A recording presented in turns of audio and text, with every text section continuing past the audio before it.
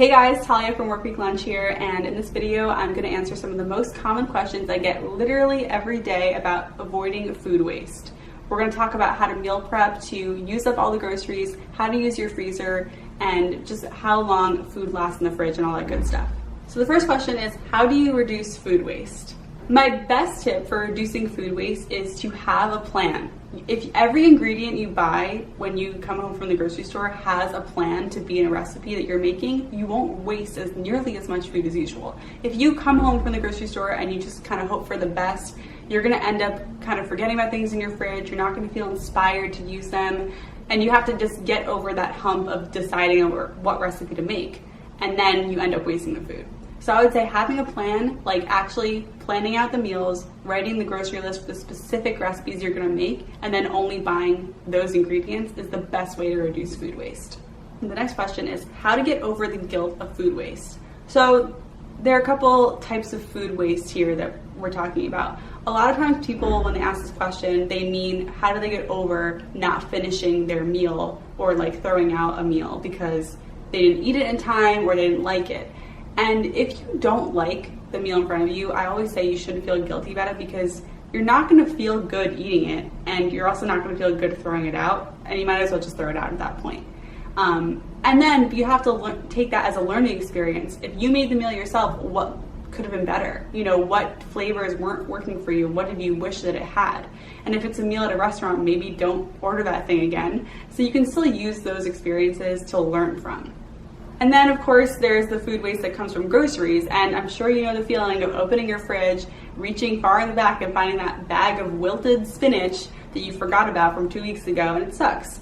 And I would say, again, this is a time to learn. It's a time to maybe not buy the spinach next time if this happens to you every single week, or use it right away. Again, there's something you can do once it's already, wasted and unusable, because you could make yourself sick from eating that, and you definitely don't want to do that. So I would say, to avoid guilt, take each experience to learn from. How many days do you prep for? So I prep for 3 to 4 days, and there's a couple reasons why this is ideal. If you prep for half the week, you have more flexibility, like you can push a meal that you can eat that day to the next day, and it's still good. Like it's still good on the 5th or 6th day, maybe not ideal, but it's still edible and it won't make you sick, as long as it's cooked properly. So that's why I think 3 to 4 days is the best, but some people prep for 6 days and it's fine. Some people prep for 2 days and it's fine. It's really up to your personal preference and your lifestyle. Also, when you prep for just a short amount of time, you have more opportunities to be spontaneous and cook things that you're in the mood for. Whereas if you prep on Sunday for all your meals through Friday, you might get bored, you might not be in the mood for something, and then end up throwing it out. And prepping for 3 to 4 days at a time will automatically help you reduce your food waste, so it's a good situation. So the next question is, how do you figure out portion sizes? Again, if you get your portion size right, you're a lot less likely to throw out food that you're not going to eat. And I would say the best way to figure this out is to experiment. And again, that might come with some food waste. Know that going into it. You might make meals that are too big, and then you aren't eating the whole thing, you throw it out. You might make meals that are too small, and you'll end up eating more food. That's how you figure it out. There's no one portion size that's good for everyone. I found out that my 29-ounce containers that are like that hold 3 cups of food are the best for me, but some people think that's too small for them, and so it's kind of like I can't say what the best portion size is. All I can say is keep experimenting and you will find it. How can using your freezer help you reduce your food waste?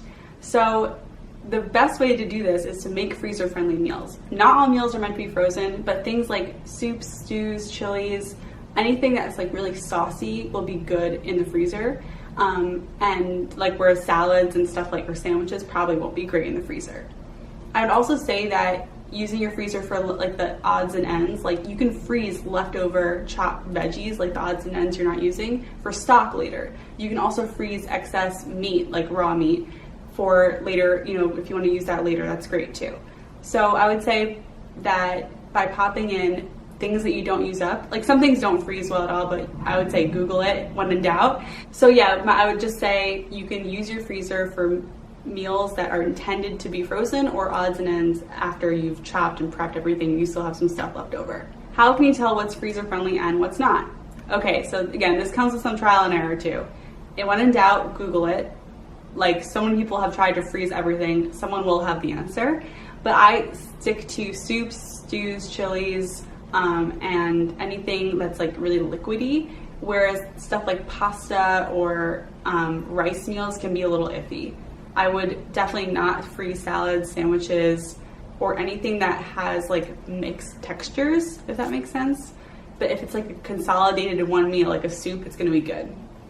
I hope that you learned something new in this video today, and again, I get these questions all the time. I'm happy to answer more questions, so you can always DM me, drop them in the comments, and if you have anything that you want to add from your expertise and experience, feel free to drop them in the comments too, because we can all learn from each other.